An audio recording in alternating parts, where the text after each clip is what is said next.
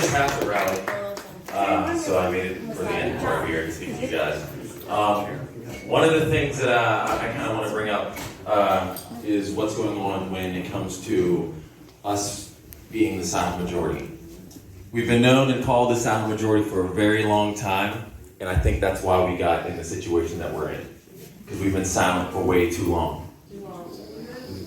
I would say now is the time to raise our voices, but that time is long past. We should have raised them a long time ago, and now we're faced with a do or die situation. The rallies are great. We get together all on the same accord, and then a lot of us go home and we don't do much about it. We might wear a t-shirt, we might make some Facebook posts, share some things, but what are we really doing to create the change that we need? And that's one of the things that, all the situations that we're going through right now, it's all of our fault. We rode the wave. When it was good, it was good. When it was bad, it was bad, and we just hoped for the next wave to come along. And that gave power and room for the left to grow. One of the things that I'm personally dealing with is, so my name, as he says, Alan Lee. I run the Patriot Perspective, and we make t-shirts as well.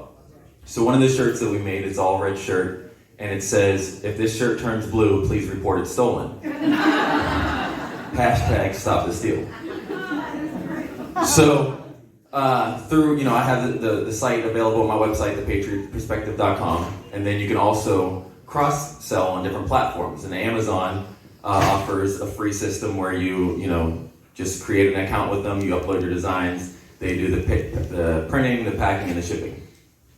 So I submitted that design to them along with a shirt that has a Black Lives Matter logo on it, and it says Black Accountability Matters. That one got accepted, flew in there right under the radar. My 1776 Perspective shirt got accepted.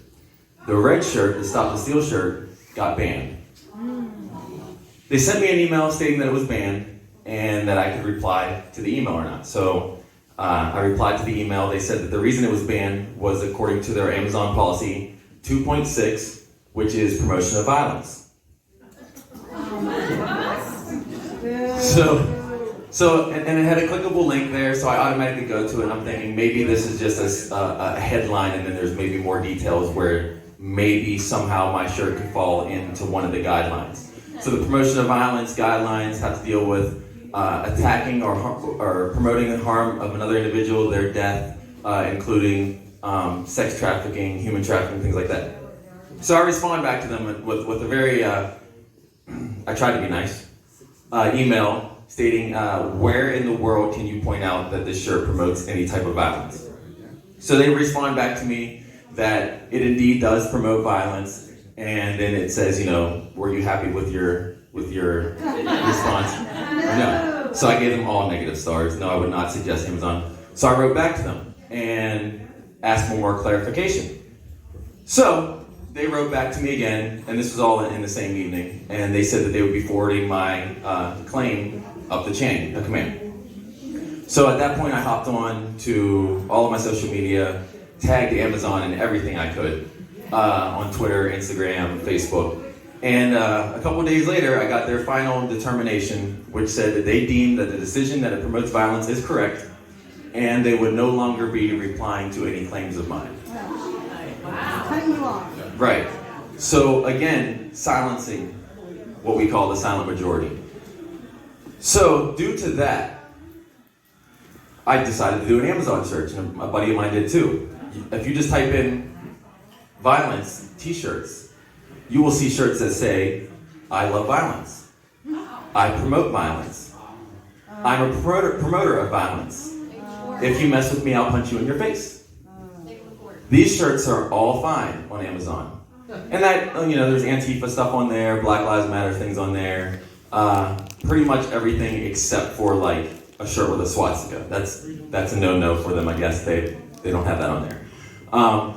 Now this is, big tech problems. This is the same company that still has a book called George on there that the ALA, the American Library Association, has banned, which they ban books left and right. Half of them are for bad reasons, some of them are good reasons.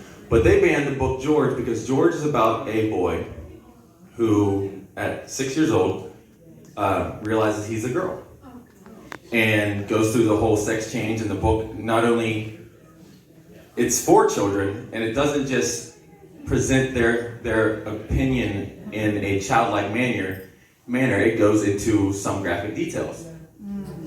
So the ALA banned that book because they thought that it would encourage children to go through hormonal changes before they're ready to, and things like that. That's a good reason to ban the book. Amazon has it as their editor's choice. So you can actually get that book at a lower price, and it's highlighted on their page. These are the things that happen when we remain silent and do nothing. It gives them the space. Every single time that they fact check something, and I'm sure if you're on Facebook, you've seen they've been fact checking the Georgia situation, and their fact checkers never come up with any other facts. You never see them say this is wrong because of this.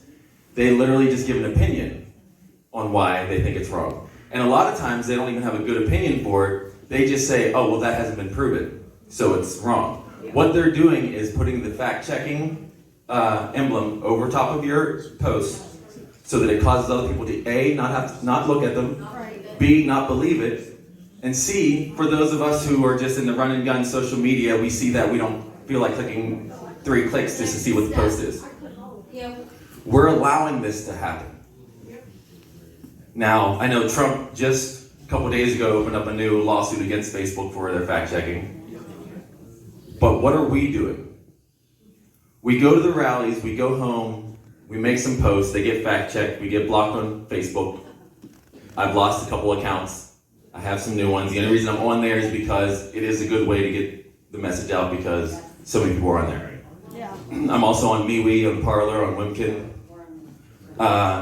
And it aggravates me when I go to a rally and I see so many people who are so gung-ho, whether it's just the ones who are talking about wanting to get out there and make changes and lobby, or the Second Amendment ones who are carrying their rifles and saying, if anybody comes to my neighborhood, I'll end it.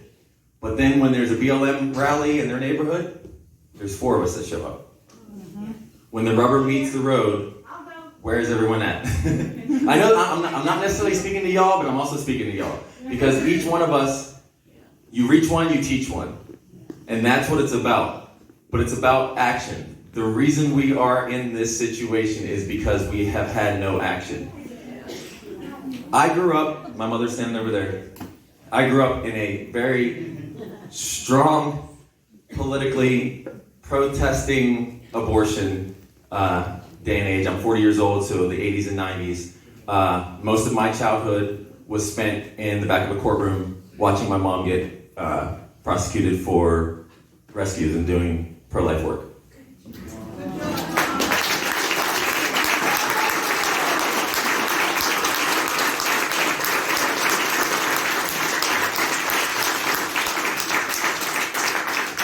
This was a time when there was so little regulations on abortion. Not that they follow half of the rules now, but there weren't rules that you had to tell the woman what the baby looked like. You didn't have to tell them it was a baby at all. You could tell them it was just a clump of cells up to full term. They had no regulations on disposal of the aborted babies.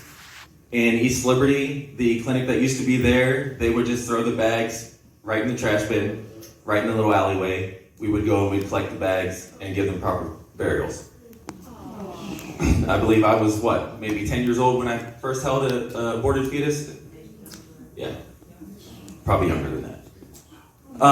And then the regulations on that didn't even happen right away. What they did was they just put a gate up with a padlock so we couldn't go and take out their trash. Then, from all those fights, some regulations did happen. There's still abortion, but there's making headway in that because the movement that was going on wasn't silent.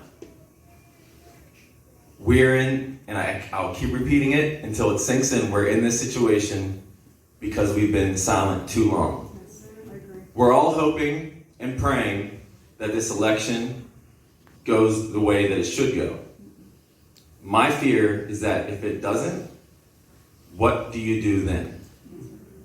Do you just get discouraged? Do you wait the 4 years out and hope that Trump runs again, or Don Jr., or Ben Shapiro?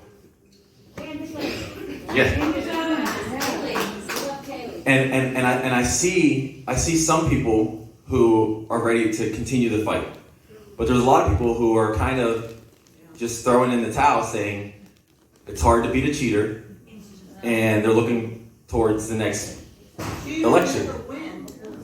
Cheaters don't win in the end. They can win temporarily. Cheating themselves. Yes. And they're cheating so blatantly. Just like Amazon banning my shirt so blatantly. I mean, they could have clearly just said, oh, we reserve the right to reject any design, and left it at that. But they went along the lines of it promotes violence. If the election doesn't go the way that it should go, that's more reason to fight harder. Look at the news now. So you had 15 days of an election, which even I was holding off to running one of the shows in a podcast. I'm like, okay, third day I'll be able to jump in there and talk about the results. That never happened. And so then what did they do? Well, COVID spiked. I predicted that a couple weeks before the election on the Liz Live show. COVID would spike so that the news would talk about that. Yeah. So what's interesting is, and I just did a show, I believe it was yesterday or 2 days ago, about the CDC and the way that they report and the facts behind the CDC's number themselves, where the CDC tries to say that it attacks so many elderly. But if you look at the elderly deaths over the last 15 years, the same amount has died. According to the CDC's numbers. Now, what the CDC doesn't show, and even Wendy Bell had dove deeper into it, is those who died of heart disease and problems like that, well, those numbers are almost gone. But all the other numbers are up, but the numbers remain the same at the end. It's the way that they're reporting it. They're reporting it that way so that everybody's afraid to go to rallies, afraid to go to their houses. It's holidays, so that adds another level of it takes up your mental capacity. They say the hospitals are full. Well, there's more people in, they're not full, but there's more people in hospitals because instead of sending them home to quarantine, if they keep them in the hospital, they can keep you living in fear. That's what they're doing. They're trying to create a smokescreen, as they always do. The murder hornets aren't going to come out in the wintertime, so they can't use that. Killer snowballs, I don't know, black ice, that could be racist. So, we need to see through this and wake up. The Democrats and the left doing what they've been doing is causing some people to wake up because they are being so blatant. But I think a problem is just like when you wake up in the morning, you hit the snooze button. You want 5 more minutes. And that 5 minutes often causes you to be late for work. So now's the time to get up, put your boots on, put the we back in we the people, and take a stand. That's all I have.